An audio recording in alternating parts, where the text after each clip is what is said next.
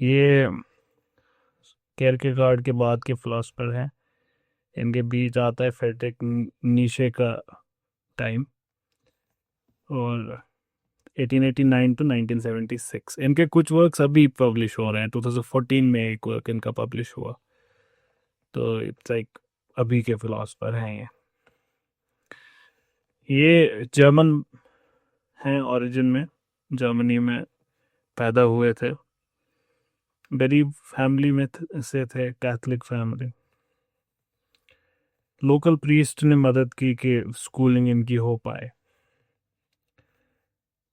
Eight Saint Conrad's seminary in Constance, Heidegger had as his spiritual advisor, जो आगे जाकर arc bishop बने फ्रेबर्ग के, कॉनराड ग्रोबर। ग्रोबर ने इनको एक किताब थमाई, फ्रांस ब्रेंटानो की लिखी हुई, on the manifold meaning of being according to Aristotle. So कल भी इस पॉइंट पे मैंने आपको बताया था आते टाइम के the reason we study the biography, kind of थोड़ा बहुत introduction to the person, so that we understand later where is he coming from. So you see his obsession about being and where his knowledge of being comes from. तो Heidegger कहते हैं कि इनको ये समझ आई नहीं थी उस टाइम पे जब इन्होंने ये फर्स्ट टाइम पढ़ी थी, but which later triggered the interest in metaphysics that led to his writing one of his most famous, Being and Time. Philosophy करने से पहले थोड़ा सा ये जेजुइट सेमिनेरियन, उस वो भी had a brief stint with them, and then he went to study theology Freiburg university में।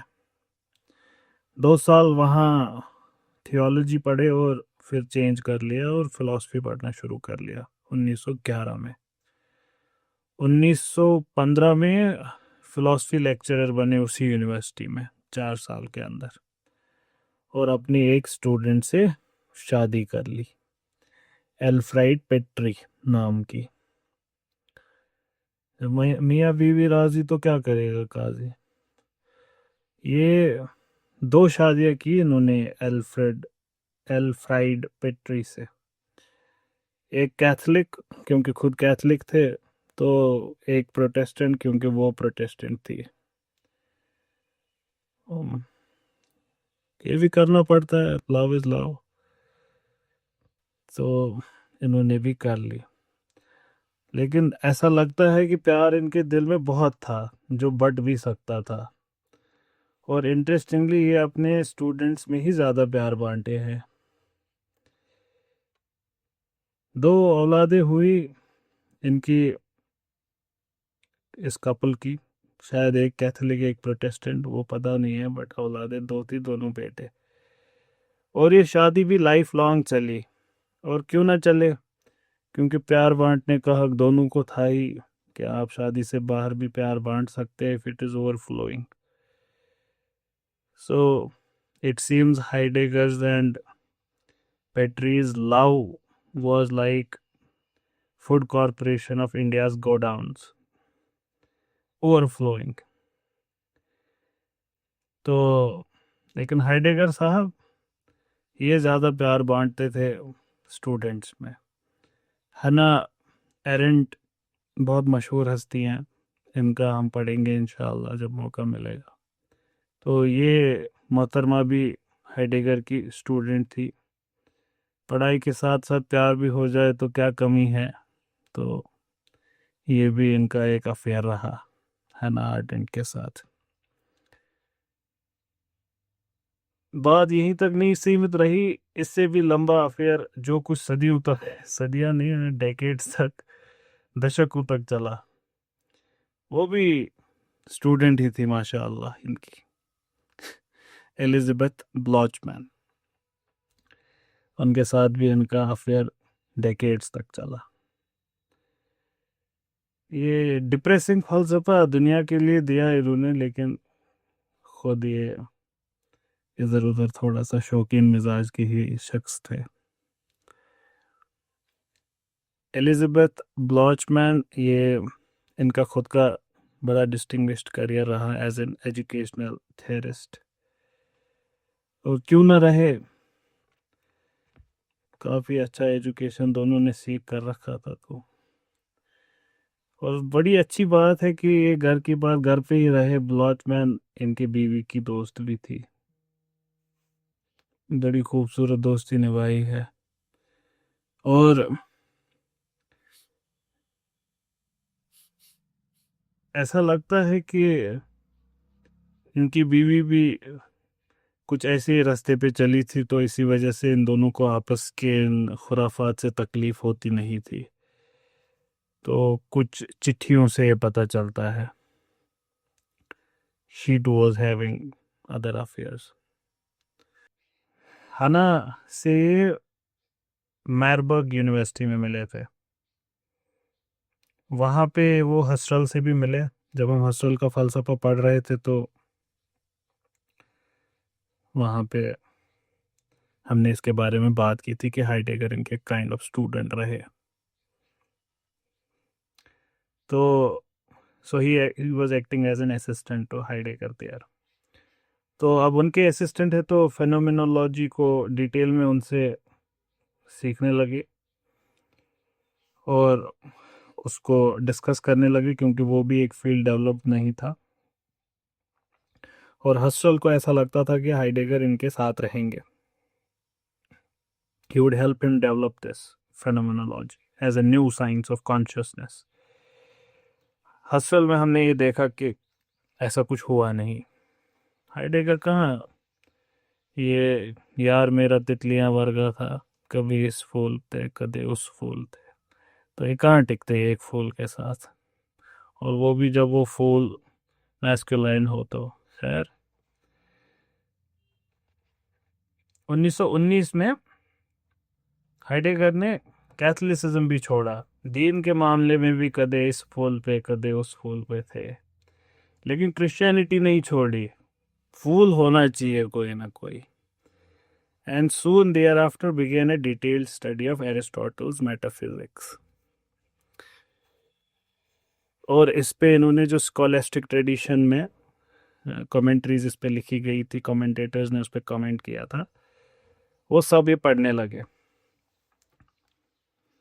मैरबर्ग में हस्टल के व्यूज से थोड़ा सा दूर होना शुरू हो गया, लेकिन इसके बाद जो इन्होंने पब्लिश की बीइंग एंड टाइम, ये फिर से इन्होंने वापस हस्टल को ही डेडिकेट की। ये इनका ज़िंदगी का मोटो ही ऐसा था कि शादी हम अपनी बीवी के साथ ही करेंगे, प्यार चाहे दुनिया भर में बांटे। हस्टल जब रिटायर हुए from the chair of philosophy Freiburg में 1928 में, हाइडेगर आ गए उनको रिप्लेस करने के लिए। ये टाइम है 1928। 1928 के चंद साल में ही आपको पता है हिटलर इज़ अराउंड, और उनका उद्यम भी शुरू हो जाएगा कुछ टाइम में। नाज़ी पार्टी, जिसका असली नाम नेशनल सोशलिस्ट पार्टी था, हाइडेगर ने भी नाज़ी पार्टी ज्वाइन की 1933 के आसपास, एंड बिकेम फ्राइबर्ग्स रेक्टर। तो 1 साल तक ये रहे रेक्टरशिप पे, फिर इसको क्विट किया। लेकिन इस टाइम में इन्होंने कुछ नाज़ी एजुकेशनल रिफॉर्म्स ये सब किए, ये सब इन्होंने किया। रेक्टरशिप छोड़ने का मतलब नहीं था कि इन्होंने नाज़ी पार्टी छोड़ी या उसके खिलाफ खड़े हो गए। पार्टी के मेंबर तो ये 1945 तक रहे, शादी ये नहीं तोड़ते थे, उनमें से नहीं थे ये। थोड़ा सा डिस्टेंस मेंटेन कर लेंगे, पर शादी होनी चाहिए। 1945 world war has ended and Nazi Germany has been brought to its knees. So Nazism is also kind of ended. तो denazification era चल रहा है, और his students also asked him to apologize. Apologize उन्होंने नहीं माना करना। अपोलोजाइज नहीं करते हम। पढ़ाई से बैन हो गए फिर 1945 से 1951 तक। अंग्रेजों का जस्टिस ज़्यादा मुसलमानों के साथ चलता है। आपने अगर कुछ ना भी किया हो तो ग्वांटानामो में आप फंस सकते हैं उम्र भर। ये एमेरेटस स्टेटस हासिल करते हैं 5 साल में। 1945 में बैन हुए, 1951 में इनको सर पे चढ़ा के रखा। हमारा तो दोनों केस में हिशी कथा है। One and the same thing. खैर 1930s में there was some kind of change that occurred in Heidegger's thinking, which he calls the turn, and this marked इस एरा में दिखता है कि he was interested in aesthetics, but the questionnaire में ask when he was not, apparently never, especially poetry. होल्डरलिन की लिखी हुई poetry में इनका बहुत ज़्यादा इंटरेस्ट रहा इस टाइम पे, और नीचे की राइटिंग्स में भी। अब ये बीइंग एंड टाइम का जो डॉक्ट्रिन इन्होंने पहले सेट कर रखा था उसको थोड़ा सा डिफरेंटली देखने लगे, and in part response and part development he wrote his second major work, जिसका नाम है कॉन्ट्रीब्यूशंस टू फिलोसफी, 1930s में आई। इसको लिखा लेकिन पब्लिश नहीं किया, दूसरा प्यार छुपा के रखते थे हंसो, so he did not publish it. ये 1988 में आई जो पब्लिकेशन में, that means 12 years after his death. ये अपनी बातें मौत के बाद जाहिर करना इन्होंने सिर्फ एक बार नहीं किया, इन्होंने एक इंटरव्यू भी दिया एक न्यूज़ चैनल को और बोला कि ये मेरी मौत के बाद पब्लिश करना। इसकी ट्रांसलेशन अंग्रेजी 99 में हुई। तो now you can think that how old you are. Heidegger का वर्क अब पब्लिश हो रहा है और आप लोग 20s 30s 40s में आ गए हैं, so that should tell you are very old. जब फ्रेबर्ग में ये थियोलॉजी स्टूडेंट थे, हाइडेगर के एक उस्ताद थे Carl Braig was his teacher. Braig भी एक किताब के ऑथर थे, on being an outline of ontology. It seems Heidegger के अराउंड ये बीइंग की बहस कभी रुकी नहीं। Those of you who are wondering, I am reading from Grayling's introduction to history of philosophy. जो थोड़ा सा मैं तंज कर रहा हूँ वो मेरा है, जो थोड़ा सा मैं हंसी मजाक कर रहा हूँ वो मेरा है, वो ऑथर का नहीं है, बाकी कंटेंट ऑथर का ही है। हाइडेगर का first encounter with Husserl's thought immediately after this encounter came. Husserl का हमने लॉजिकल इन्वेस्टिगेशंस की बात की, that was his first encounter with Husserl. Both of these things forced him to shift from theology to philosophy. और भी कुछ चीज़ें थी। हेनरी बर्गसन भी आसपास थे, he was lecturing and writing about that time in France. Those of you who have थोड़ा सा understanding of map, France and Germany और बगल बगल के मुल्क, France towards it's coastal side, ये जो है अटलांटिक कोस्ट पे है फ्रांस। जर्मनी उसके थोड़ा सा नॉर्थ वेस्ट में आता है, नॉर्थ ईस्ट में आता है, नॉर्थ भी नहीं टेक्निकली ईस्ट में ही, बट थोड़ा सा लैटिट्यूड शेयर नहीं करते, ऊपर नीचे है। France is a bigger country दो, जितना मुझे ध्यान है। जर्मनी भी एक टाइम पे बड़ा, इन्होंने सब ने उधर मचा रखा है। फ्रांस ने नेपोलियन की शेप में, but Napoleon is celebrated because Napoleon was obviously not harsh as Hitler was, और जर्मनी ने हिटलर की शेप में। German people they are very proud people. I don't know post Hitler क्या है उनका हिसाब किताब, but they are a very proud people. शायद टूटोनिक प्राइड कहते हैं उनके बारे में, आई डोंट नो, कुछ याद आ रहा है मुझे। तो ये भी एक रीज़न था। And when Heidegger came to know Husserl personally, they started discussing his interest in consciousness. हमने इनके बारे में बात की है, हसरल के बारे में, कि कॉन्शियसनेस के पीछे पड़े थे, हर एक चीज़ को ब्रैकेट करो और कॉन्शियसनेस पे अपना ध्यान ले आओ। This significance of connection between time and being was apparent to Heidegger very early. आपको पता चल जाएगा by the end of this session inshallah कि he would consider both the things almost synonymous, time and being. But these influences made him think that the key question concerns the fundamental nature of being itself. So the key question of philosophy should be the very fundamental nature of what is being. Aristotle की जो metaphysics है, उस it had कैटेगॉग बहुत सारे तरीके being के meaning के, बहुत सारी चीज़ें। You can talk about it as the truth, as the potentiality और actuality, as the substance underlying things, और as a property, as pure mental existence, as essentiality, as pertaining to dependent entities, as relating to categories, all of this. But Aristotle, if you remember, जब हमने Aristotle पढ़ा था, हमने ये वहाँ पे discuss किया था, Aristotle wanted to know the meaning of being itself, its essence. Being को being statement हमने यूज किया था तब। Being as being, होना, that's all. क्या है, कैसे है, कब है, क्यों है, ये नहीं, ये बाद में देखेंगे। होना itself डिस्कस करना। We speak of being in many senses, Aristotle wrote in Metaphysics. क्या लिखा? We speak of being in many senses, but always with a view of one dominant sense. It is proper for at least one science to be dedicated to study being insofar as it is being. That's all. होना ही, सिर्फ होने को discuss करना। Heidegger's question was exactly the same.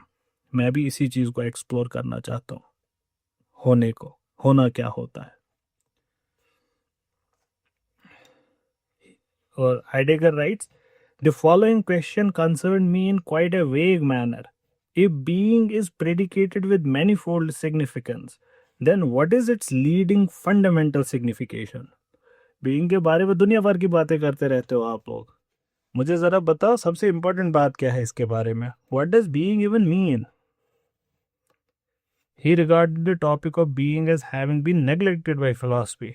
Philosophers जो being के बारे में बात कर रहे हैं, उन्होंने being को ही neglect कर रखा है, on the grounds that it was either indefinable, अनिर्वचनीय, नहीं कर सकते इसको describe, or too general, but that without an investigation of it we would never understand the conditions that make it possible in the most general sense for anything to be. Heidegger का starting point है कि इस सवाल का जवाब, सवाल मतलब ये व्हाट डज बीइंग मीन, इसको हम आंसर करेंगे by considering the way the question poses itself. हम इस सवाल को पहले देखते हैं, how has it come in front of us, and also to what, and more suggestively to whom it appears as a question. किससे पूछा जा रहा है ये सवाल, ये कौन पूछ रहा है? What or who is the being of the question? किससे पूछा जा रहा है ये सवाल, ये कौन पूछ रहा है ये सवाल? Although it might appear that the question of what being is should be entirely general and should tell us about the being of anything anywhere. Being तो सब चीजों की है, whatever is उस वो सब हैं, तो हम ये सवाल किसी भी चीज के बारे में पूछ सकते हैं। So one would think that it can be asked about a cup, a dog, a human, anything. One particular being is consistently present every time the question is asked. क्या कह रहे हैं हाइडेगर? कि ये तो सवाल किसी भी चीज के बारे में पूछा जा सकता है, true, but there is one being which is everywhere when this question is asked, मतलब which is concomitant with it, the being who poses the question. वो जो ये सवाल पूछता है वो हमेशा होता है। ये बड़ा डीप इंसाइट है। अगर ये स्टेटमेंट समझ गए तो हाइडेगर का पूरा फलसफा आपको समझ आ जाएगा। जैसा कल उस्ताद ने कहा था कि catch something which you understand in Heidegger and you will be able to catch this. So there is always the questioner. In other words, इसको अगर आप रिवर्स करें, those who are not asking this question cannot ask this question. वो पूछ भी नहीं सकते इस क्वेश्चन को, पता चल जाएगा आपको कुछ देर में व्हाट दैट मीन्स। तो ये जो बीइंग है जो इस सवाल के साथ हमेशा होती है, investigating this being, this might lead the way to an understanding of being in general. इसको समझने की कोशिश करते हैं पूछा किसने ये सवाल। But the investigation is not to be conducted in the familiar terms of psychology, anthropology, ये नहीं, कार्टेशियन फिलॉसफी, ये सब मेथड्स अप्लाई करके नहीं समझना है हमको इस बीइंग को जिसने ये सवाल पूछा। तो फिर कैसे समझना है? फेनोमेनोलॉजिकली। क्या था फेनोमेनोलॉजिकल मेथड? हर चीज़ को पहले कैंसिल करो, ब्रैकेट करो, सारे प्री कंसीव्ड नोशंस को सेपरेट करो, अलग करो। So you have to start with an indeterminate theoretical awareness of being in the world, thus hyphenated to show that the being in question is not something separate from the world or against it or in subject-object relationship with it, but as in and of it.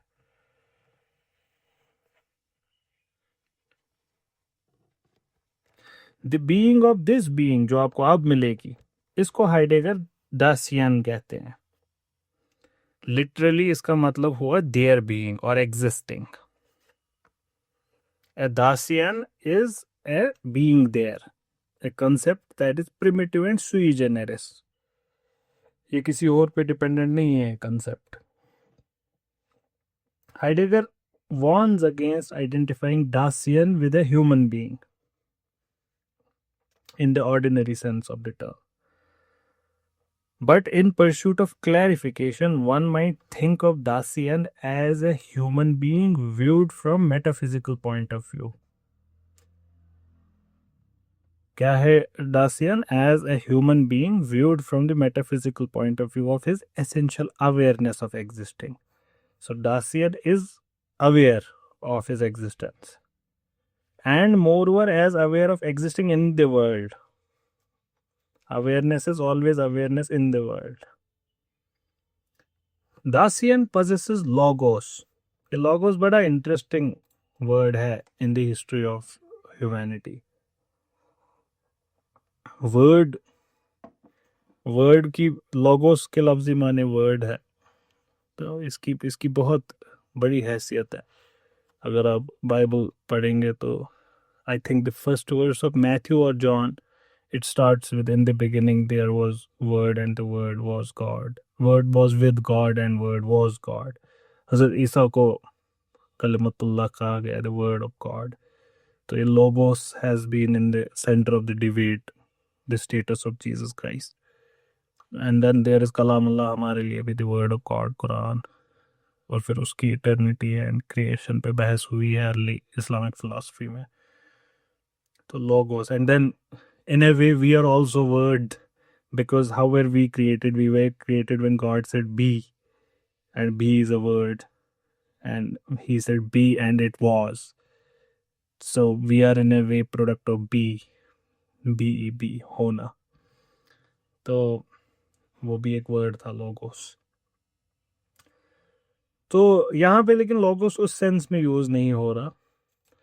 दासियन possesses logos, यहाँ पे logos का simple मतलब ये नहीं है reason और language, but as an ability और capacity to collect, to remember the manifestations of being which constitute the world. पूरी कायनात जिन चीज़ों की बनी हुई है होने की, ये होने को हम we can collect it, we can recollect it, we can remember it. When we use for example कोई word किसी चीज़ के लिए, किसी बर्तन के लिए, for example phone, cup, spade, so all the networks of meanings which are associated to that thing, they come forward. For example you से phone, तो ये सिर्फ एक वर्ड नहीं इस्तेमाल हुआ, हजारों चीजें अब कनेक्ट होगी कि किस काम आता है। फॉर एग्जाम्पल ये भी पता चल चल गया आपको इसी वर्ड के साथ ही। Why is it needed for those purposes, ये भी आपको पता चल गया। Why those purposes themselves exist, कि क्यों करनी है बात किसी से, क्यों करना है यूट्यूब, ये सारी चीजें, and so on. And together with all such manifestations of being, this constitutes the world. यही रिलेशंस, यही दुनिया बनाते हैं। तो Dacian is thus a collecting point where beings come out of concealment। ये क्या है, ये एक नोड की तरह बन जाता है ये एक Dacian। सो बीइंग मतलब होना, होना एक कलेक्शन पॉइंट है of every other beings coming out of concealment and making themselves present. तो ये दो नोशंस जो हैं, coming out of concealment and being present, these are key to Heidegger's metaphysics. यहाँ तक I think you would be following. हम इसकी दूसरी रीडिंग करेंगे जब, तो और अच्छे से समझ आ जाएगा। हाइडेगर ने पार्मेनिडीज का आइडिया एलेथिया का, वो भी ही took into consideration, literally meaning disclosure, that means truth, unconcealment, ज़हूर होना किसी का, अनवील होना, self showing, by which beings manifest themselves. He took this to entail that the primary sense of being from Aristotle onwards is therefore presence, to be present, hona. The concealment shows what is present both in the sense of not absent, unconcealment, बेपर्दा हो जाना, जाहिर हो जाना. The unconcealment shows what is present both in the sense of not absent. Obviously, the thing is that is present is not absent, and in the sense at this moment. Being is always in the moment. Hence the connection with time. Indeed, the connection with time is fundamental. क्योंकि being हमेशा time में ही होगी। आप याद करें कल वाले session में, पैदा होने से पहले भी कोई बीइंग नहीं थी, मरने के बाद कोई बीइंग नहीं होगी। It's always temporal. अभी let's stick to what he says. Indeed the connection with time is fundamental, for Dacian is stretched between birth and death. ये पैदाइश से मौत तक ही है होना। Having been thrown into this world at some point in history, एक particular time है, उससे पहले you were nowhere and now you are just thrown into existence. You're faced with this accident, as if you are faced with a range of possibilities from which you have to choose so that you can exist now authentically. कल तक आप थे ही नहीं, अब आप हैं अचानक से, अब आपको इसका कुछ करना है। Though it is not a possibility but an inevitability. The inevitability of death, that is especially relevant to achieving authenticity. क्यों? Because it emphasizes Dacian's individuality and opens him to dread or anxiety. ये concept फिर से repeat होगा कि ये क्या कहना चाह रहे हैं, वहाँ पे और अच्छे से समझ आ जाएगा आपको। The authentic manner of Dacian's dealing with the world, having to do with something, producing something, attending to something, looking after something, जो सारी daily chores जो हम करते हैं, giving something up, letting something go, doing something, accomplishing something, interrogating, talking, considering, determining, all this is sorge, care, concern with things and with others, which is the very structure of Dacian.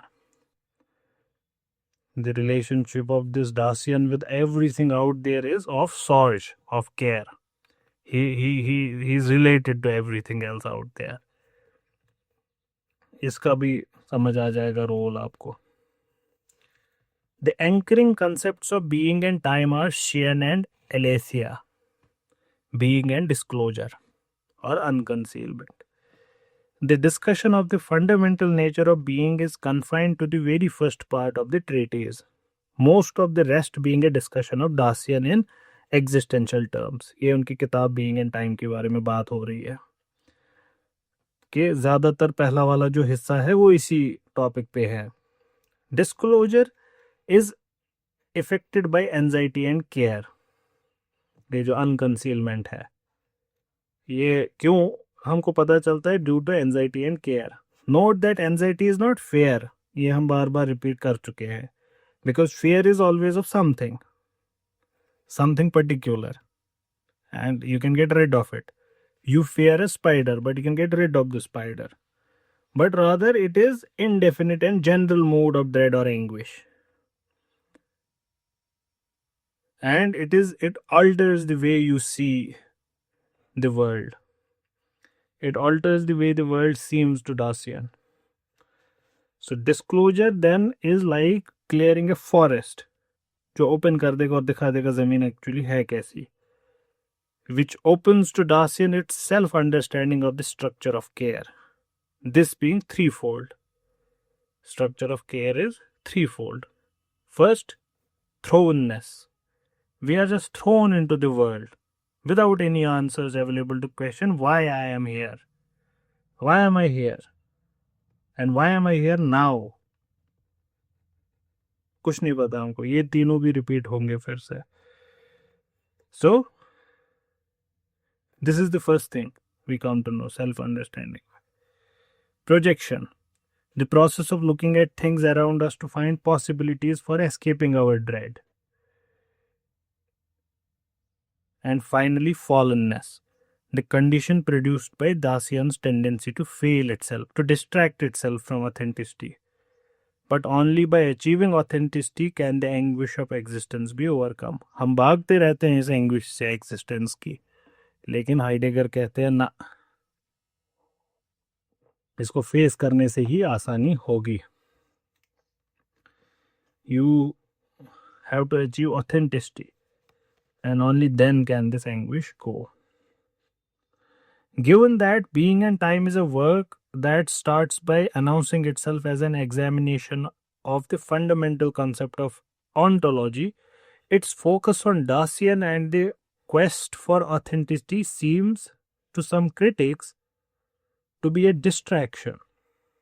क्या आप करने कुछ चले थे, कर कुछ और बैठे. आप ऑन्टोलॉजी करने लगे थे, आप मेटाफिजिक्स करने लगे थे, आप कहीं और पहुंचे. इनफैक्ट हसल के लिए इट वाज फेनोमेनोलॉजी को आपने रिड्यूस किया, एंथ्रोपोलॉजी करने लगे आप. फिलॉसफी आप कर ही नहीं है. For Husserl the way Dasein relates to world is through consciousness.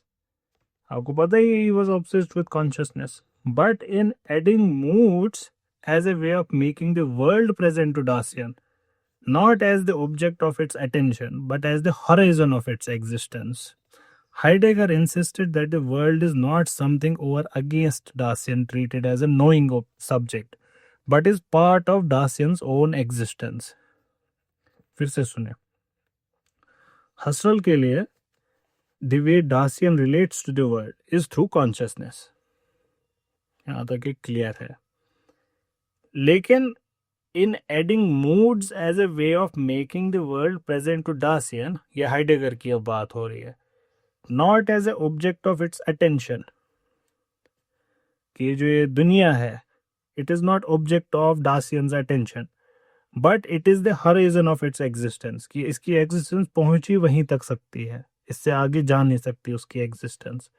Heidegger insist करते हैं ये कहकर the world is not something over against Dasein, but it is part of Dasein's own existence. So it is not just being, it is being there. इस condition में ये जो आप कह रहा हूं है, ये दोनों एक ही चीज है. It is however being towards death that is fundamental key to authenticity, where Dasein accepts its own finitude. वो इनएविटेबिलिटी को एक्सेप्ट करना कि there would come a time when I would not be. I am right now, someday I won't B.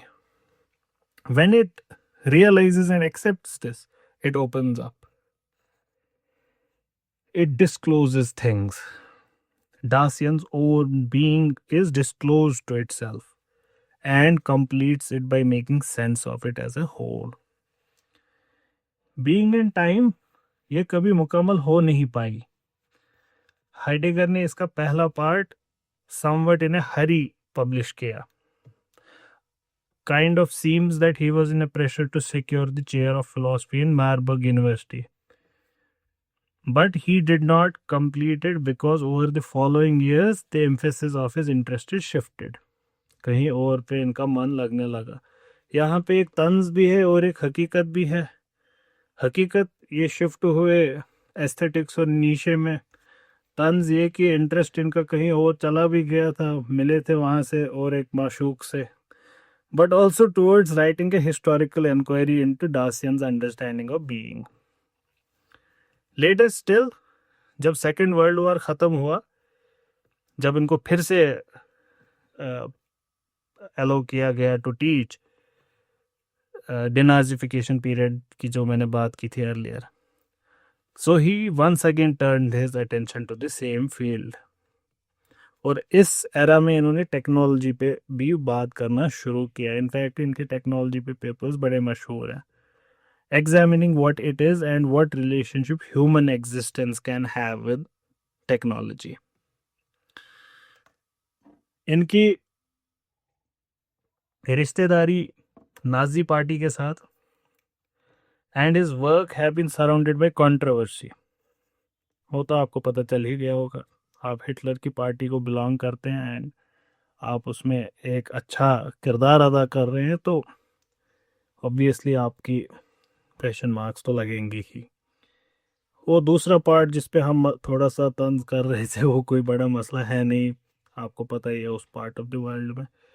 With there being no simple divided between defenders and apologists on one side and critics on the other. कहते कि कोई इनमें भी pattern आपको नहीं मिलेगा जो इनके खिलाफ और साथ खड़े हैं. कहते ये हौश पौश है पूरा. कुछ सब कुछ डिफेंड करेंगे, सब कुछ एडमायर करेंगे, and there are yet others, those who reject the philosophy because of his Nazism. क्या हमको इसकी बात ही नहीं सुननी है कोई. There are others who reject the philosophy on its own terms, कि नाजिज्म से कोई लेना देना नहीं है, and criticize him for Nazism. philosophy तो इनकी बेकार है ही है और ये नाजिज्म की वजह से भी और भी बेकार इंसान है. कुछ इनके नाजिज्म को डिफेंड करते हैं लेकिन फिलॉसफी को क्रिटिसाइज करते हैं, कुछ फिलॉसफी को डिफेंड करते हैं, नाजिज्म को क्रिटिसाइज करते हैं, एंड सो ऑन. हर कोई किस्म का फॉलोअर आपको हाइडेगर के यहाँ मिलेगा. 1966 में हाइडेगर के एक दोस्त ने कुछ जर्नलिस्ट्स को एक बड़े मैगजीन के लाया इनको इंटरव्यू करने के लिए. नहीं माना, but finally he was persuaded so that he would address his Nazi past.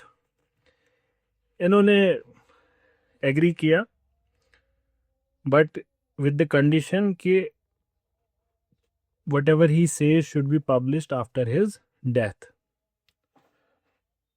If that seemed to promise revelation or confession, then you would still be disappointed like the journalists were. कुछ इन्होंने नहीं बताया उस interview में. जब कोई ऐसा कहेगा लेकिन मेरी मौत के बाद पब्लिश करना, तो you would be like things would get spicy, but no spice once again. He remained tense and nervous during the interview and remained evasive. कोई क्वेश्चन ने डायरेक्टली आंसर नहीं किया. Not only that, but he seem to add a new betrayal to the old. और नया इन्होंने खड़ा किया new problem. इनको जर्नलिस्ट्स ने पूछा कि क्या फ़लसफ़ा रियलिटी को इन्फ्लुएंस करता है, वक्त की जो फिलॉसफी होगी. Does it influence our world view, does it influence reality including political reality. He first hid behind the claim. क्या कहा इन्होंने पहले? A new kind of thinking is required which is not yet clear, but had something to do with addressing the advent of technologies that old systems of politics will not be able to manage. And then, when he was pressed इस question पे, he retreated into saying no, philosophy cannot influence reality or politics. Now, this is in direct contradiction to what he had said in the speech जब वो as rector थे. तब तो वो बड़े जवानी का जोश भी था, हर एक चीज़ थी, बहुत डिग्निटरीज थे, स्वास्तिक फ्लैग्स थे, सब हेल हिटरल कर रहे थे। उस टाइम भी इन्होंने बिल्कुल ऑपोजिट कहा था। तो जर्नलिस्ट जो थे उन्होंने इनसे कहा कि we politicians, semi politicians, citizens, journalists, all others, we constantly have to make some decision or another. We expect help from a philosopher, even if it's an indirect help in roundabout ways. And now you are telling us I cannot help you? Heidegger ने वापस जवाब दिया, I cannot. To the dismay of those who, like Heidegger himself, wish always to separate the thinker and thought, जो thinker और thought को अलग अलग कहते हैं कि आप बस इस पे कॉन्सेंट्रेट करो, उस पे ना करो. His black notebooks published in 2014, they pose a serious problem, for they appear to reveal his anti-Semitism connection with his philosophy. ये 2014 में पब्लिश हुए ब्लैक नोटबुक्स. क्यों? ये उसमें कहते हैं Jews are anti-Dacian, who manipulate Dacian in the course of their conspiracies. So the exponents of literary theory would make short work of connecting the idea of anti-Dacian, that is not being there, with the intentions of what Hitler called final solution. ये इसकी पहली reading होगी. हम इसकी एक और reading करते हैं अब कोपलस्टन से. हमने ये जो अभी किया ये हमने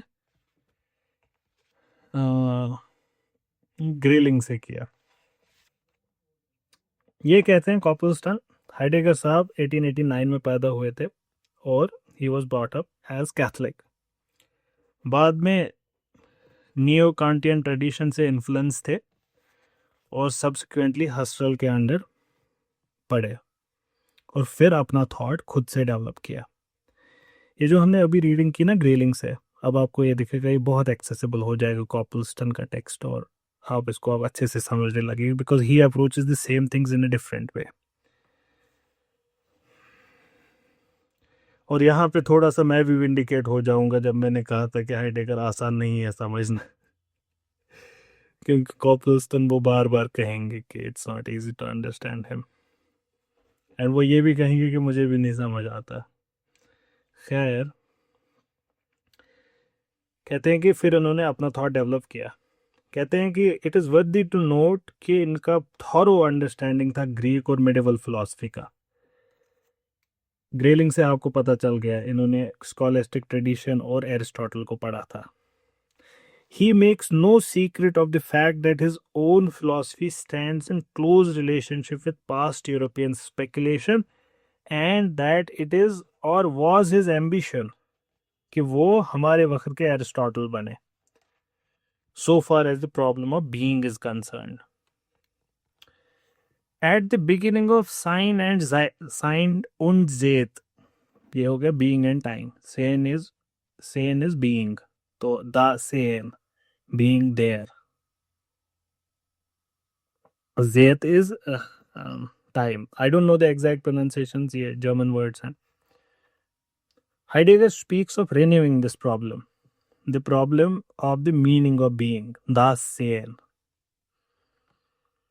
हम सब के पास थोड़ी न थोड़ी तो है अंडरस्टैंडिंग इस वर्ड की कि ये बीइंग वर्ड जो है इसका मतलब क्या है, होना.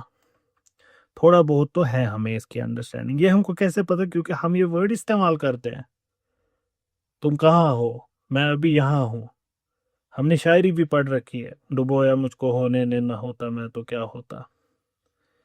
तो ये सारी चीज़ें, बेटा हुआ है, ये सारी चीज़ें, होना. This thing came into being. So we use these sentences. On the other hand, अगर हमसे पूछा जाए इसके बारे में, what do you mean by it? It is improbable that we can give a clear account of what we mean by this term, ये होना. But though the problem of meaning of being is a classical problem, it does not follow that the approach which was adopted by Aristotle is a suitable approach. The problem needs to be taken afresh. फिर से हमको इसको देखना पड़ेगा. और उससे ज्यादा important इस प्रॉब्लम को हम देखें कैसे, उसको भी हमें फिर से देखना पड़ेगा. That means we need to revisit being. We also need to revisit the way how we used to visit it. To ask for the meaning of being isn't just a grammatical question. It is to ask what the being of beings is. We have to settle, therefore, what particular kind of being is to be selected for philosophical analysis. सबसे पहले हमको ये decide करना पड़ेगा, जो हमने grayling से पढ़ा कि बीइंग को आप हजारों तरीकों से देख सकते हैं, but we have to look at it being को आप बीइंग, जैसे एरिस्टोटल ने कहा था. हाइडेगर भी वही सवाल पूछ रहा है. First we have to see the correct, वो जब करते हैं ना सिलेक्ट उसको कैप्टन अमेरिका में, the correct candidate who would become a super soldier, वैसे ही हमको पहले डिसाइड करना है what kind of being as the first step in the search of the meaning of being. And according to Heidegger, we must start with the being of the questioner himself. ये जो पूछ रहा है ये सवाल हम पहले उसी से पूछेंगे.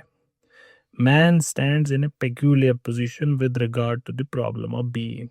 सबसे यूनिक पोजीशन है उसकी इस सवाल के under the light of this question. It is he who raises the problem. एक मिनट रुके. हाँ, तो ये क्या कहते हैं Heidegger, we must start with the being of the questioner himself. क्यों? क्योंकि man stands in a unique peculiar position. ये हमने ग्रिलिंग में भी देखा. क्यों? Because he is the one who raises this problem. डिब्बे को कोई फर्क नहीं पड़ता है कि उसका होना ना होना क्या है, हमको फर्क पड़ता है, हम ये सवाल पूछते हैं. And Heidegger argues he is able to do this because he has a special relation to being. The raising of problem is in itself a way of being. होने का एक अंदाज ये भी है कि ये सवाल आप पूछ पाते हैं. एरिस्टोटल ने भी ये कहा था, लेकिन एक रूडिमेंट्री वे में, जब उन्होंने कहा था कि philosophy begins with wonder. For the capacity for this contemplative wonder is a mark of man. लेकिन इससे ये नहीं साबित होता कि एरिस्टोटल की तरह we begin with investigating different objects of human knowledge और हम फिर वो कैटेगरीज ऑफ डिफरेंट बीइंग्स जो हमने एरिस्टोटल में देखी थी उन सब को हम एक एक करके अब डिस्क्राइब करना शुरू करें. No, we should rather start with man considered as the being who is capable of raising this problem of being. हमको वहां से शुरू करना चाहिए. तो इस पॉइंट पे एक सवाल बनता है कि हाइडेगर साहब, आप पूछना क्या चाह रहे हैं, आप ढूंढना क्या चाहते हैं, आपको किस सवाल का जवाब चाहिए, क्या प्रॉब्लम ऑफ बीइंग, क्या है ये प्रॉब्लम. तो इसका जवाब है, पहले तो it is not the problem of ultimate reality, कि what is the ultimate reality. ये नहीं है सवाल हाइडेगर का. खुदा क्या है, ट्रांसेंडेंट आइडिया क्या है, ये सब नहीं है. Transcendent ideas as in the sense of God etcetera, no no no no no, that's not what I am asking. पहले तो इसको ऐसे समझिए कि मान लीजिए 2 मिनट के लिए कि गॉड के बारे में सवाल है. So even then for Heidegger God would be a being rather than being with a capital B. खुदा का होना भी तो होना है, ये होना ही सवाल है. Why is there anything at all? Why is there rather nothing than anything? And it is being, not beings or a being, with which Heidegger is concerned. Not a particular being, not God, not box, not anything. He is concerned with being. होना ही क्यों है, अब हैं तो हैं क्यों, कैसे है, अब क्या करें होने का, ये है उनका सवाल. The problem is that of the being of all beings. What is being in itself? This is his problem. So what is being in itself? One might be inclined to comment that apart from beings there is no being. ये सवाल कैसा है? Beings के अलावा तो कुछ और हो ही नहीं सकता ना, there can be no being. अगर बीइंग के अलावा कोई और बीइंग है, नॉट बीइंग, अगर नॉट बीइंग है, नहीं होना भी होता है, it would be being then. तो नॉट बीइंग तो फिर से कैंसिल होगी। लेकिन हाइडेगर को भी ये बात पता है, and we might therefore expect of him an analysis of what it means to say anything that it is। इसका मतलब क्या है तब? क्योंकि ऑब्वियसली यही चीज हो ही सकती है और कोई चीज तो हो ही नहीं सकती। And then some would say, अब हम वापस लिंग्विस्टिक एनालिसिस में आ गए, ये अब मेटाफिजिक्स रहा ही नहीं। And Copleston says, I suppose that the problem for Heidegger is both. It is linguistic as well as logical problem and ontological. But to some extent, it is definitely linguistic or logical problem. फिर कॉपलस्टन कहते हैं, इसके बावजूद at times he appears to speak about being as though he were talking about absolute और about the transcendent. और Copleston कहते हैं कि मुझे ऐसा लगता है कि मुझे ये समझ नहीं आते, और आई हैव मिसअंडरस्टूड हिम, कि मैंने इनको गलत समझा है।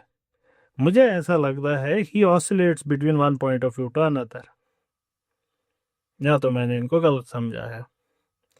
From a logical analyst to that of a metaphysician, without making it clear कि at that point what is he being, ये किस चीज को डिस्कस कर रहे हैं, ये भी ये क्लियर नहीं करते हैं। Professedly, however, he is concerned with the problem in ontology. ये हमने बार बार देखा, he is not interested in linguistic understanding, he is understanding the metaphysics of being, which is prior to any problem of God.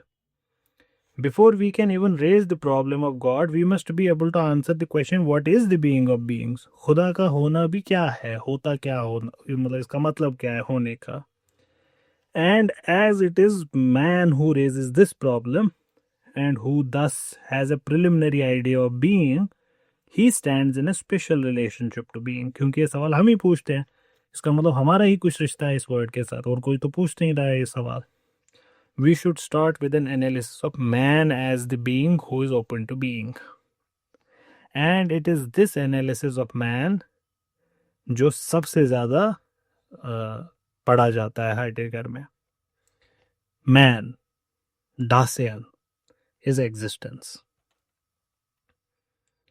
but human existence इसको असलियत में can it even be defined?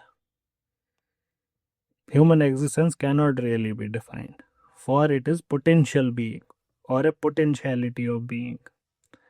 Man is continuously changing, he is advancing of himself। जो भी आप हैं, आप इस moment को हर मोमेंट पे ओवरकम करते हैं।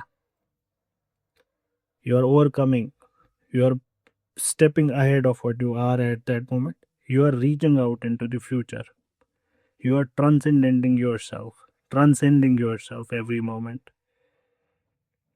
At the same time, we can analyze the ontological structure and the mode of existence of man।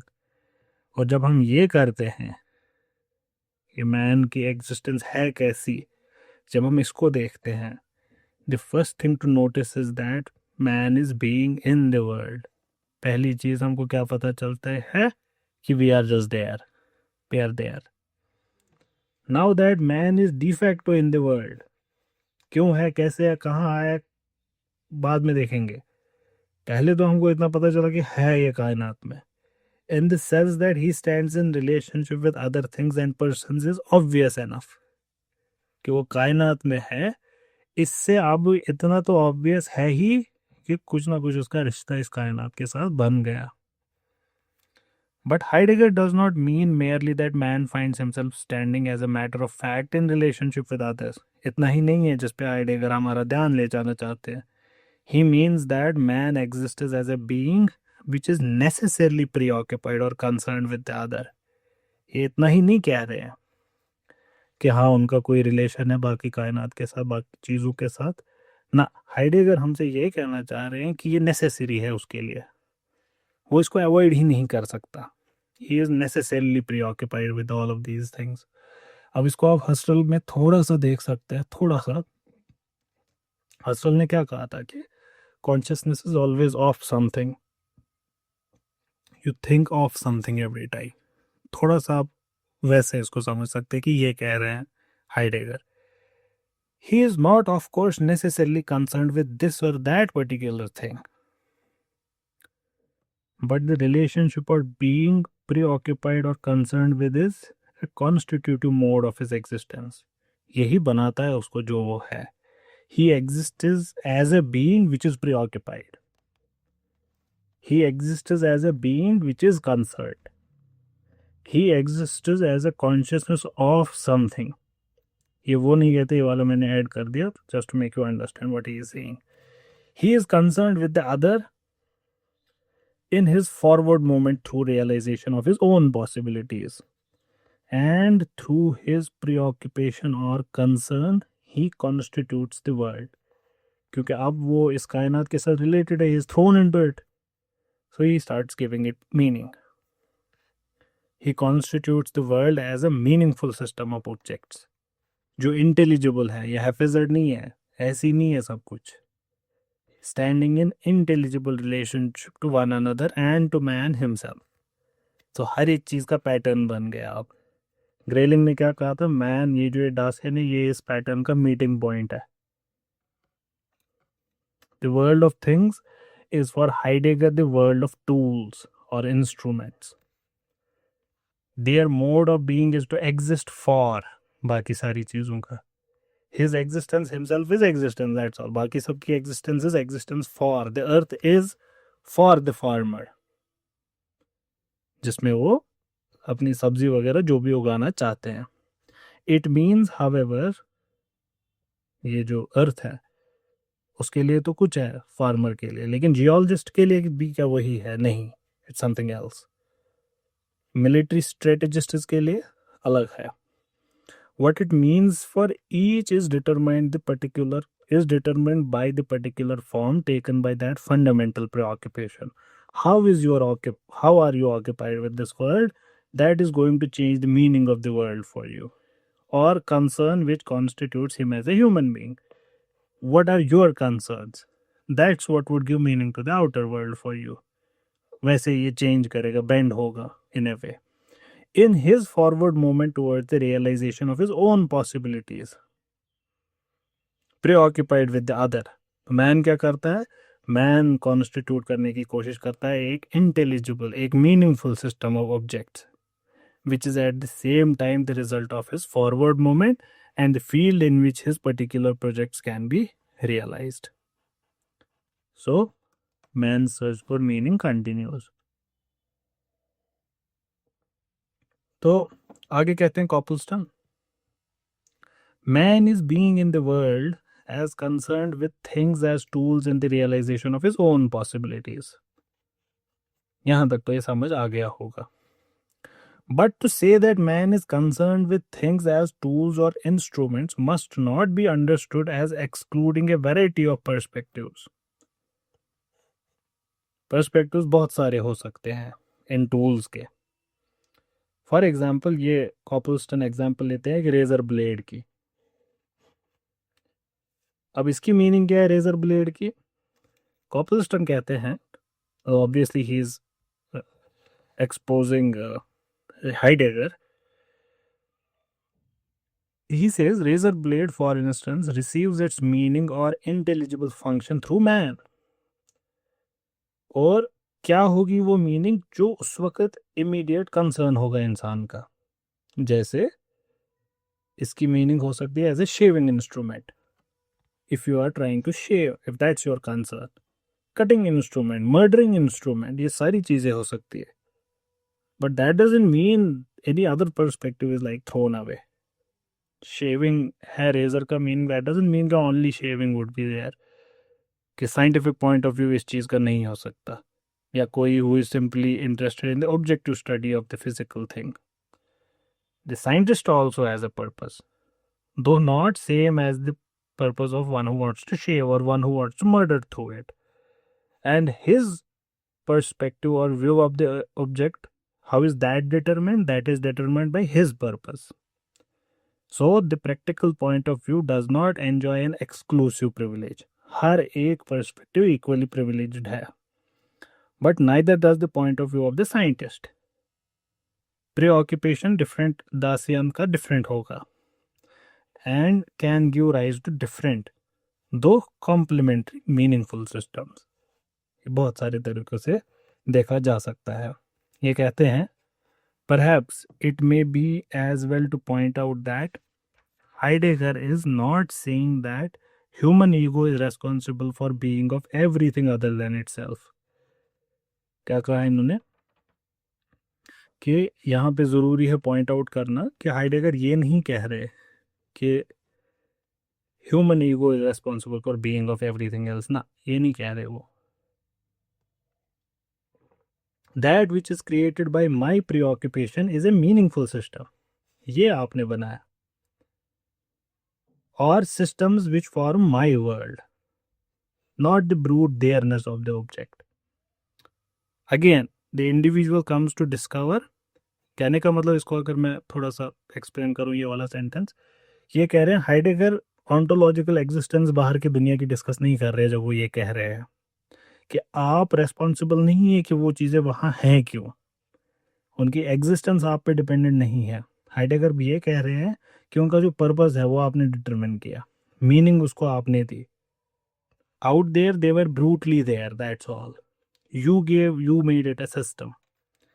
Again, the individual comes to discover himself as an individual subject, only as a being within the world and as a being in relationship with other persons. और क्या आपको पता चलता है इस कायनात में? You come to discover कि आप जो खुद हैं, आपका इस कायनात की बाकी चीज़ों के साथ एक रिलेशनशिप है. In relationship to that you are above something, below something, to the right of something, in relationship to something, driving something, sitting on something, eating something. All of these relationships you have, and you have also a being in relationship with other persons. Social interdependence, being with something, is also constitutive of my mode of existence. So one of the modes of existence was just being there. One of the mode of existence was concern, being concerned. That it's a constituent part of you. वैसे ही social interdependence भी एक mode of existence है. The human being is in the world as a member of the one, thus man. आप जब इस कायनात में होते हो, you are as a member of the one. And this fundamental social interdependence shows itself in his participation in established ways of thinking and feeling. जो communal way होता है सोचने का, ये दिखा देता है कि आपकी एक social interdependence भी है, क्योंकि आप एक established pattern way of following, way of thinking का उसको follow करते हैं. Being in the world is being with, and private perspectives arise only on the basis of common world constituted by the concern or preoccupation, which is the fundamental characteristics of man as a member of the one. My world presupposes one's world. Man is a being who is set towards the realization of his possibilities, not as an isolated ego, but as a being who is necessarily interrelated with the world of things and with the world of persons. तो इससे ये साबित होता है कि एक इंसान, he can never wholly escape from the impersonal anonymous form of existence which is rooted in the membership of the one. At the same time, insan as a potential being is not condemned to one way of realizing himself. Two main paths lie open to him. दो तरीके हैं उसके पास. He can acquiesce in his membership of the one, वो crowd के साथ ही रह सकता है, to the extent of becoming absorbed in it. He can be immersed in this crowd consciousness. सबके साथ सब जैसे हैं वैसे ही वो भी चलेगा आगे. And thus he would gain assurance at the expense of personal responsibility. सब यही कर रहे हैं, मैं भी यही कर रहा हूँ. That would give you a sense of peace. एक रास्ता आपके साथ पास ये है, एक सेल्फ डायरेक्शन का रास्ता आपके पास ये है. इसको हाइडेगर कहते हैं अनऑथेंटिक एग्जिस्टेंस. ये आप अपने साथ जस्टिस नहीं कर रहे हैं. और he can with in limits at least assume personal responsibility for his destiny. वो खुद चूज करे अपने बारे में, खुद रेस्पॉन्सिबिलिटी ले, freely choosing his own possibilities, above all his destiny to death. This is authentic existence. अब अगला सवाल, how is it that these two paths lie open to man? ये वही है जो, अगर रंग दे बसंती आपने देखी है तो उसमें आमिर खान का जो कैरेक्टर है वो कहता है कि जिंदगी जीने के दो ही तरीके हैं, जो होता है होने दो, या फिर जिम्मेवारी उठाओ उसे बदलने की. In a way, it's a similar thing that is being said. But how is it that these two paths lie open to man? In order to understand this, हमको realize करना पड़ेगा, man is in the world as thrown into the world. जब वो पहले होश में आता है, he finds himself thrown into the world. Accident हो चुका है. It is as a being which is thrown into the world, finite and abundant. वो खुद को अचानक से सब chaos में या whatever it is, he finds himself there, lonely and solitary. That he reaches out towards the realization of his possibilities. And in doing so, he interprets the world. Sense making starts. And then he forms his particular projects. क्या मुझे करना क्या है. And his final possibility, which itself annihilates all other possibilities, is death. आखिरी possibility मौत है. Man is the being who transcends himself in this moment towards the future as a being who is thrown into the world and who is destined to die. And the effective tonality of the obscure consciousness of contingency and finiteness and dereliction and destiny to death, the obscure consciousness, that is to say, of his fundamental situation or condition, is dread. इस सारे को ignore करके बस इतना समझे कि जो इंसान इस हकीकत को समझता है वो खौफज़दा होता है. Man is the being who transcends himself in his moment towards the future as a being thrown into the world and who is destined to death. And इसका मतलब ये है, and the effective tonality, और ये पूरा जो इन्होंने फिर लिखा था बड़ा बड़ा आपको डराने के लिए, what he was saying is the effective tonality of saying this is dread, खौफ. But इस खौफ से आप बच सकते हैं या बचने की कोशिश कर सकते हैं. You can attempt to flee from the dread which accompanies this obscure consciousness कि मौत होनी है. कैसे? दो तरीके हैं. मैंने कहा ना कि आपकी ज़िंदगी जीने के दो तरीके हैं. अभी उसी को एड्रेस करें कि दो कहाँ से आए. वही पहला तरीका जो आपको बोला था, क्या नाम था उनका, आमिर खान का रंग दे बसंती में, जो भी. तो the first is you immerse yourself in the one, be part of the crowd, absorb yourself in all these preoccupations, the aesthetic stage Kierkegaard ka. Death then becomes something that happens to one, simple as that. Or you can resist the temptation to distract yourself from this thing. आप इसको freely accept करें. To do this is to choose authentic existence. Accept करे कि एक दिन नहीं होंगे आप. लिविंग सब स्पीशी मॉर्टिस, that means with full awareness that you are a mortal being. मौत होनी है. Provided that he at the same time commits himself to the fulfillment of the possibilities which are here and now open to him, which only he can fulfill because he is. Those who are not cannot do anything. He is, only he can do things. For authentic existence does not mean withdrawal from all self commitment within the world. वो नहीं है इसका मतलब. As we have seen, a pure authentic existence is not possible. Because man would always have relationships. But authentic existence is possible within these limits. कॉपलस्टन कहते हैं कि यहाँ पे एक और कंसेप्ट हाइडेगर का डिस्कस करना इम्पॉर्टेंट है. हाइडेगर के हिसाब से fundamental structure of man is care, Sorge. ये हम 2-3 बार रिपीट कर चुके हैं और इसके 3 एलिमेंट्स जो हमने डिस्कस किए अभी उनको डिस्कस करेंगे. According to Heidegger the fundamental structure of man is care and it has 3 moments और 3 एलिमेंट्स.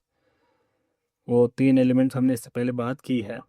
एंड दिस कॉम्प्रोमाइजेस, पहला वाला क्या है, that he is the first concerns with what he is to be, existence. Existence means being in front of oneself, self-projection. As a man is existence, we must say that futurity characterizes man. Or rather, man self-projection grounds futurity. कि उसका future कैसा होगा. And his concern with what he is to be is the first moment of care. ये वाला concern. ये कोई sequence नहीं है. Secondly, man also finds himself in the world as throne. The man's concern with himself as throne in the world. ये है दूसरा. और तीसरा, man's being with the things in the world and his entanglement with particular preoccupations in the world, it grounds his present. तो care जो है, Sorge, तो इसके 3 temporal moments है. The primary moment being futurity, and as care is the fundamental structure of man, it follows that man is temporal in structure. My being is a flight from nothingness to nothingness. पहले आप नहीं थे, बाद में भी आप नहीं होंगे. And your being is from nothing to nothing. As accepting and willing my throneness into this world. And your being is accepting and willingness of my throneness into the world and my relation in the world. And through this you constitute past and present as you reach out into the future. Now, if the general problem of being has to be approached through an analysis of the being of man, and if the being of man reveals itself as essentially temporal, may it not be that time forms the horizon for the interpretation of being? कि time ही एक दायरा है जिसके अंदर हम being को interpret कर सकते हैं. With this question, the first volume of Being and Time ends. और हमारे ऑथर कहते हैं कि सेकेंड वॉल्यूम इसका आया ही नहीं. It is understandable and therefore that attention has been devoted to Heidegger's analysis of man rather than his examination of the general ontological problem of being, for the latter has been withheld from us. वो लिख ही नहीं पाए. Now, those who on the basis of first volume of Sein and Zeth, Being and Time, have interpreted Heidegger's philosophy in an atheistic sense, cannot, in my opinion, be blamed for doing so. कॉपलस्टन कहते हैं जो इनको atheistic paradigm में समझते हैं उनको blame नहीं किया जा सकता. ये कहते हैं कि सही है कि he does not deny the existence of God in so many words. वो करते भी नहीं है वो. But he seems at first sight to suggest that apart from man himself and the brute impenetrable existence, there is nothing. लेकिन ये भी तो हाइडेगर कह ही रहे हैं.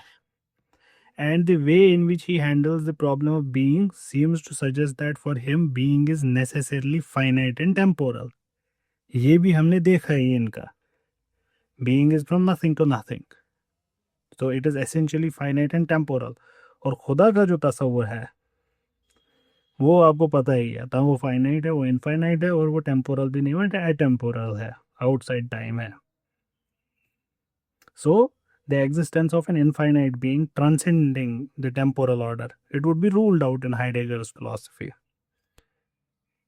Heidegger, however, has protested इसके खिलाफ कि उनका फलसफा एथिस्टिक है. फॉर एग्जाम्पल उनकी एक राइटिंग है लेटर ऑफ ह्यूमनिज्म, उसमें इसको वो एड्रेस करते हैं. The existential analysis of man, वो कहते हैं, neither एफर्म्स nor denies God.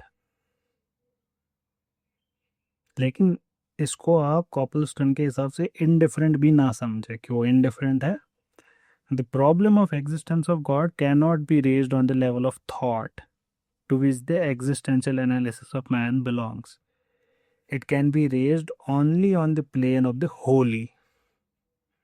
Modern man is so absorbed in his preoccupations in the world that he is not open to the plane of the holy. And the idea of God as traditionally interpreted has retreated from his consciousness. But the death of God, in the sense that the Christian idea of God has lost its hold on men's minds, does not mean that there is no God. Heidegger tells us that his philosophy is a waiting for God, for a new manifestation of the divine, and that here lies the problem of the world. Whether Heidegger's interpretation of his earlier statements is simply a case of clearing up his misunderstandings, या ये एक नई interpretation है इनके खुद के text की, or whether it constitutes a reinterpretation and a transition to a different point of view, ये हमारा मुद्दा इस वक्त नहीं है. कॉपलस्टन लिखते हैं, more important from the point of view of a student of Heidegger's philosophy is the difficulty experienced in understanding him. In the difficulty experienced in deciphering his meaning, especially perhaps when he speaks about being and nothingness. इसको समझना मुश्किल है. But is being to be interpreted as a general concept contained by emptying out all determinations so that it would be guided into nothingness? Or is being to be taken in the sense of transcendent? Or is it a mixture or both? The answer does not appear to be clear at all. समझना आसान नहीं है. And the ambiguities in Heidegger's philosophy are, of course, the reason, and the ambiguity in Heidegger's philosophy are, of course, the reason why it is always possible for him to insist that nobody has understood him. So I wasn't the only one who was saying that I'm not able to understand him. Some of his ardent disciples indeed go so far as to suggest that any criticism of master manifests as incapacity to understand him. कि जो भी उनको criticise करता है उनसे कहते हैं आपको तो समझ ही नहीं आया. बट कॉपलस्टन कहते हैं बड़ा अच्छा कह रहे हैं, सुने, अगर उन्हें खुद समझ आया था इतना अच्छा clearly, it is a great pity that they do not have compassion on the weakness of the rest of us. अगर आपको समझ आया है ये क्या कह रहे हैं तो have some pity on us, then you can understand how difficult it is to understand him, and you should reveal the secret of his unambiguous terms. तरस खाएं हम भी और हमें बताएं क्या कह रहे हैं. Or does ambiguity belong to the essence of Heidegger's philosophy? He leaves us with that question. So that would be all.